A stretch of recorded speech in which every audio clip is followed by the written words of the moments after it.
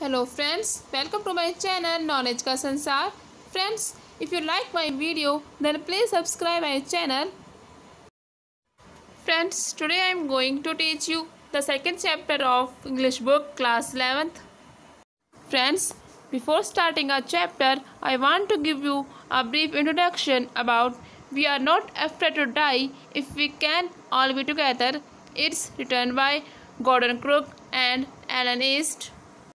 Friends, here I am introduced to you the main character of this story.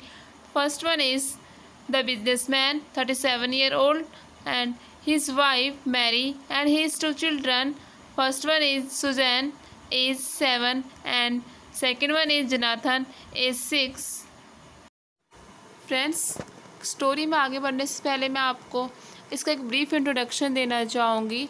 Friends, ये story है एक family के बारे में जो दुनिया घूमने निकलती है बोट पे, लेकिन इस दौरान अनफॉर्चुनेटली उनको काफ़ी दिक्कतों का सामना करना पड़ता है, बहुत सारी मुश्किलों का सामना करना पड़ता है. और ये कहानी हमें बताती है कि अगर हम सब साथ में हैं तो हमें मरने से डरने की ज़रूरत नहीं है. इसमें लेखक और उसकी वाइफ का सपना है कि वो अपनी खुद की बोट में दुनिया घूमें. उनकी खुद की बोट का जो नाम है वो है वेव वॉकर, जो कि 23 मीटर लॉन्ग है और 30 टन लकड़ी पेंदार से बनी हुई है. बहुत साल पहले, तकरीबन 200 साल पहले, जेम्स कुक ने भी इसी तरीके से समुद्री यात्रा की थी. और अब ये फैमिली भी बिल्कुल सेम उसी के तरीके से समुद्री यात्रा करना चाहती है और दुनिया घूमना चाहती है. इनकी जर्नी का जो स्टार्टिंग पॉइंट होता है वो 1976 को शुरू होता है और इनकी जर्नी का फर्स्ट प्लेस होता है अफ्रीका से केप टाउन तक. ये उनके लिए बहुत एक हैप्पीनेस मोमेंट होता है. अब वो अपनी यात्रा की शुरुआत करते हैं इस डायरेक्शन से और अपने साथ में वो 2 कर्मचारी भी रख लेते हैं जो कि ज़रूरत पड़ने पर बोट चलाने में उनकी हेल्प कर सके. फिर सडनली जब वो अपनी यात्रा की शुरुआत कर लेते हैं तो एक बहुत ही स्ट्रॉन्ग वेव्स आती है और उन्हें हिट करती है. उस वक्त की स्टोरी हमें बताती है कि कैसे वो अपने हर दिन एक स्ट्रगल भरा रहता है उनके लिए. हर दिन वो लड़ते हैं और किस तरीके से एंड तक बिल्कुल सर्वाइव करते हैं, वो हार नहीं मानते. आगे डिटेल में इसकी एक्सप्लेनेशन देखते हैं. We are not afraid to die if we can all be together. इस कहानी में फ्रेंड्स, जो कथावाचक है और जो उसकी पत्नी है मैरी, ये दोनों ही चाहते हैं कि पूरी दुनिया घूमे समुद्र के रास्ते से, जैसे कि जेम्स कुक ने घूमी थी आज से तकरीबन 200 साल पहले. और इसके लिए ये पिछले 16 सालों से प्रैक्टिस कर रहे हैं. ये अपनी जो भी समुद्र में घूमने के जो भी स्किल्स चाहिए होती है उसको डेली इम्प्रूव करते हैं, उस पर वर्क करते हैं. इन्हें एक बोट मिलती है जो कि 23 मीटर लंबी है और 30 टन लकड़ी से बनी हुई है, जिसका नेम है वेव वॉकर, यानी कि समुद्र की लहरों में चलने वाली बोट. और जिसको इन्होंने कई महीनों तक ख़राब मौसम में एग्जामिन कर रखा है, उसको टेस्ट कर रखा है. फिर 1976 में अपनी जर्नी की शुरुआत करते हैं. ये अपनी जर्नी की शुरुआत इंग्लैंड के पॉलीमाउथ प्लेस से करते हैं. इनकी जर्नी का जो पहला स्टेप होता है, मीन्स जो पहला प्लेस होता है, वो होता है अफ्रीका टू केप टाउन तक, जो कि इनकी जर्नी का एक बहुत ही खूबसूरत हिस्सा रहता है. यहाँ पर कथावाचक ईस्ट की तरफ आगे बढ़ने से पहले 2 जो नौका चालक होते हैं उन्हें हायर करता है, जिनका नाम है लैरी वीजल, जो कि अमेरिका से हैं, और जो दूसरे हैं उनका नाम है हर्ब सिगलर, जो कि स्विट्ज़रलैंड से हैं. लेखक इनको इसलिए हायर करता है ताकि जब वो दक्षिण की तरफ जाए और वहाँ का जो दुर्गम रूट है समुद्र का, जो कि बहुत ही जोखिम भरा है और जहाँ पे मौसम अक्सर ख़राब रहता है, वहाँ से इन्हें क्रॉस करने पे ये दोनों इसकी हेल्प कर सकें. जब वो केप टाउन से निकलते हैं तो उसके दूसरे दिन ही मौसम बहुत ख़राब हो जाता है, जिसकी वजह से जो हवा है बहुत ज़्यादा स्पीड में चल रही है. तकरीबन 2 वीक्स तक हवा ऐसी ही स्पीड में चलती रहती है, इक्वली स्पीड से चल रही है, जिसकी वजह से कि अभी भी उसकी जो स्पीड है उसमें कोई कमी नहीं आई है. और अब जो पानी की वेव्स हैं वो भी काफ़ी ऊंची उठ रही हैं, तकरीबन 15 फीट तक ऊंची उठ रही हैं. और अभी 25 दिसंबर तक वो सिर्फ केप टाउन से 1500 किलोमीटर पूर्व की तरफ हैं. हालांकि मौसम बहुत ज़्यादा ख़राब हो जाता है, लेकिन जो फैमिली होती है फिर भी ऐसे ख़राब मौसम में भी हिम्मत नहीं छोड़ती और वो क्रिसमस और न्यू ईयर के फेस्टिवल को सेलिब्रेट करते हैं, उसके अगले ही दिन 2 जनवरी को मौसम बहुत ज़्यादा ख़राब हो जाता है और एक बहुत बड़ी वेव आती है और उन्हें हिट करती है।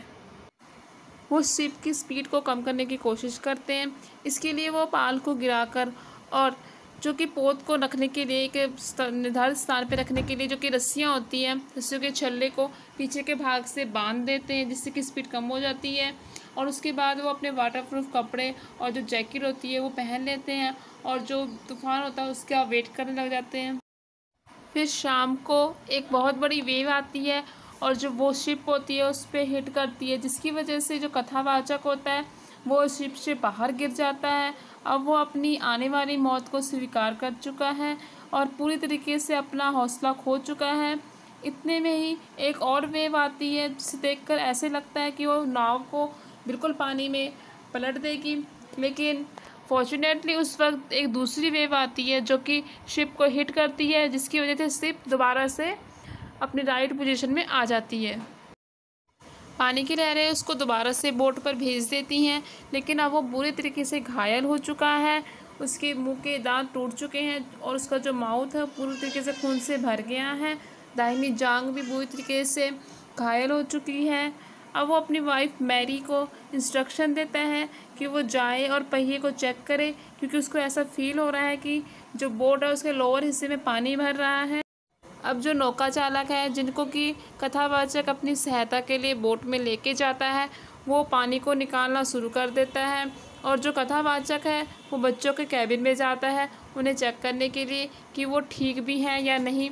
वहाँ जब वो जाता है तो उसको बेटी सुजैन उसे बताती है कि उसकी सिर पे चोट लग गई है, जिसे कि वो इग्नोर कर रही थी, क्योंकि उसका जो ज़्यादा ध्यान है, जो मेजर कंसर्न है, वो शिप को सेव करने में लगा हुआ था। जो कथावाचक होता है वो किसी तरीके से एक हथौड़ा, एक पेच और एक कैनवस ढूंढता है और जो बोट में होल हुए होते हैं जिसकी वजह से पानी अंदर आता है वो उसको बंद करने की कोशिश करता है। अब जो पानी की जो भी डायरेक्शन है वो अब चेंज हो गई है, क्योंकि उसने उन होल्स को बंद कर दिया है। लेकिन गार्बेज की वजह से जो हाथ से चलने वाले पंप है वो अब काम नहीं कर रहे हैं। अब उसको बिजली से चलने वाले पंपों की ज़रूरत है, लेकिन पूरी बोट में पानी भर जाने की वजह से शॉर्ट सर्किट हो जाता है, जिसकी वजह से बिजली से चलने वाले पंप भी काम नहीं करते। इतने में वो एक नया बिजली का पंप ढूंढ लेता है, जिसकी हेल्प से वो पूरी नाइट लगा रहता है और सारा पानी बोट से बाहर निकालता है। वो एक ऐसी जगह पे फंस चुके हैं जो कि एक रिमोट एरिया है, वहाँ पे किसी भी तरीके का नेटवर्क काम नहीं करता। अब वो ना तो कोई कॉल कर सकते हैं और ना ही किसी की कॉल का आंसर कर सकते हैं। और दूसरी तरफ जो सुजैन है उसकी आँख में काफ़ी स्वेलिंग आ गई है, वो बाहर की तरफ आने लगी है और उसके एक बाजू में बहुत ही गहरा कट लगा है। और जब वो अपनी इस इंजरी के बारे में कथावाचक से पूछती है तो वो उसको दिलासा देते हैं कि वो घबराए नहीं, वो उन सभी को बचा लेंगे। अब पूरे 15 घंटे के बाद सिचुएशन है जो वो कंट्रोल में आ गई है, इसीलिए कथावाचक डिसाइड करते हैं कि वो अब 1 बाय 1 काम करेंगे और साथ में रेस्ट भी करते रहेंगे। जो वाटर का लेवल है वो भी अब कंट्रोल में आ गया है, लेकिन अभी भी जो वाटर की लीकेज हो रही है लोअर साइड से वो अभी भी कंट्रोल में नहीं आई है। लेकिन अब जो शिप है वो बहुत ही बुरी कंडीशन में है। अब वो इस कंडीशन में नहीं है कि ऑस्ट्रेलिया तक पहुंच सके। अब वो डिसाइड करता है कथावाचक कि वो जो भी नज़दीकी आइसलैंड होगा वहाँ पे जाके रुकेंगे। यहाँ तक कि जो उसका स्पोर्टिंग इंजन है वो भी पूरी तरीके से डैमेज हो चुका है। पूरी तरीके से डैमेज होने की वजह से अब इसके चांस बहुत ही कम हो जाते हैं कि वो अपनी डेस्टिनेशन तक पहुँच भी सकें। लगातार पूरे 36 घंटे कंटिन्यूसली वो पानी को निकालते रहते हैं, जिसके बाद कि पानी जो है बोट में थोड़ा सा कम हो जाता है और अब बोट में सिर्फ कुछ ही सेंटीमीटर पानी बचा हुआ है। इसके बाद वो फील करते हैं कि जो जीप नाम का जो तूफ़ान था वो अब ख़त्म हो चुका है। जैसे ही बोट में पानी कुछ कम होता है तो वो राहत की सांस लेते हैं और सबसे पहले वो खाना खाते हैं, जो कि उन्होंने पिछले 2 दिनों से नहीं खाया होता है। लेकिन फिर 5 जनवरी की सुबह को दोबारा से मौसम ख़राब होने लग पड़ता है और फिर से काले बादल आकर छा जाते हैं।